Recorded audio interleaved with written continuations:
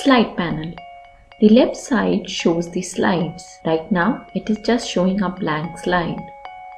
You can add a new slide by 3 methods. The first way is by clicking Add Slide at the end of the slide thumbnail list. The second way is to hover on the 3 dots shown at the bottom right corner of the slide thumbnail and click on the first icon. The third way is to simply right-click on the slide thumbnail and click Add New Slide. You can use the last 2 methods to duplicate, clone, or remove a slide. Duplicating a slide will make an exact copy of the slide, whereas cloning the slide will continue showing the previous scene for 1 second before showing the objects of the current slide.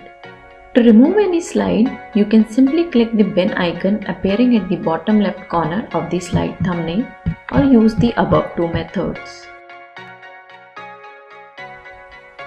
If you have made a custom scene and want to use it again in your Powtoon, you can save the scene. To save a scene, hover on the 3 dots shown at the bottom right corner of the slide thumbnail and click on the 4th icon. As you can see, the scene is now saved in My Scenes. You can also save the scene by selecting the slide that you want to save.